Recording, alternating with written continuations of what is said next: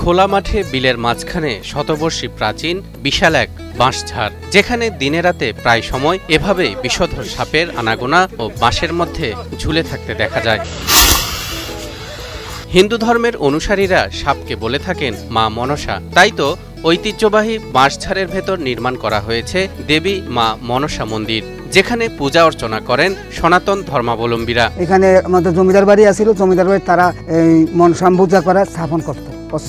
এরপর আমরা এলাকার লোকেরা আমরা পরে ওনাদের সাথে সহযোগিতা করতাম, আসতাম, দেখতাম, করতাম। ওনারা চলে গেছে, এখন আমরা দেখাশোনা করি। মন্দিরের সেবায়েত শঙ্কর দাসের দাবি, মন্দিরটি নির্মাণে সহযোগিতা করেছেন এক মুসলিম ব্যক্তি।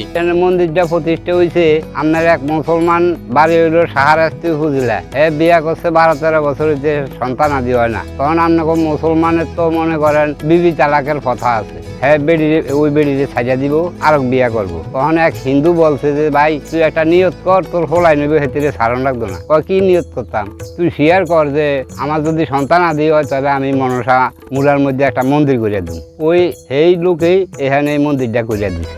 হিন্দু ধর্মের বিশ্বাস মতে জমিদার চাঁদ সওদাগর হিরন আরও মিনারেল ওয়াটার মাত্র 50 পয়সায় প্রতি লিটার পৃথিবীতে প্রথম মনসা পূজা শুরু করেন। পূজা শেষে মনসার প্রতিমাকে জলে বিসর্জন দেওয়া হয়। জনশ্রুতি রয়েছে মনসা দেবীর বাঁশঝাড়ের বাঁশের একটি কঞ্চি ভাসতে ভাসতে এখানে এসে আটকে যায়, সেখান থেকেই উৎপত্তি হয় এই বাঁশঝাড়ের। বহেলা লক্ষিন্দরে যখন সাপ কাটলো, কাটার পরে ওনাদের ভেলার উপর দিয়ে ভাসিয়ে দিছে যে ভেলা, সেই ভেলাটা তো কলা গাছে, সেটার ভিতর বাঁশের কঞ্চি দেওয়া হয়। সে বাঁশের ভেলা ভাসতে ভাসতে এখানে আইসা ভিড়ছে, ভিড়ে ওই কঞ্চি থেকে এখানে বাঁশঝাড়ের সৃষ্টি হয়েছে। সাপের দেবী মনসা পূজা শুরু হওয়ার পর থেকেই স্থানটি মনসামুড়া নামে পরিচিতি লাভ করে। স্থানটি চাঁদপুরের কচুয়া উপজেলার পালাখাল ইউনিয়নের ভুইয়ারা গ্রামে অবস্থিত।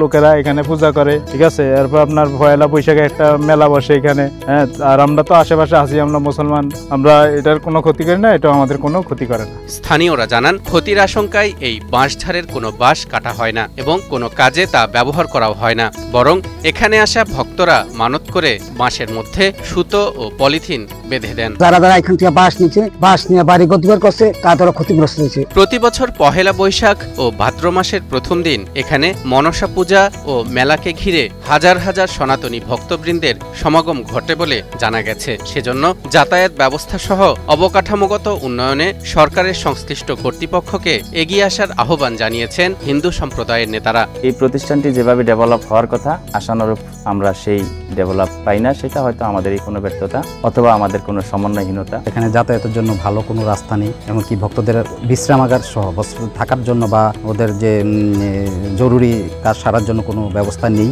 এগুলা সরকারের তরফ থেকে আমরা আশা করি এগুলা করবে।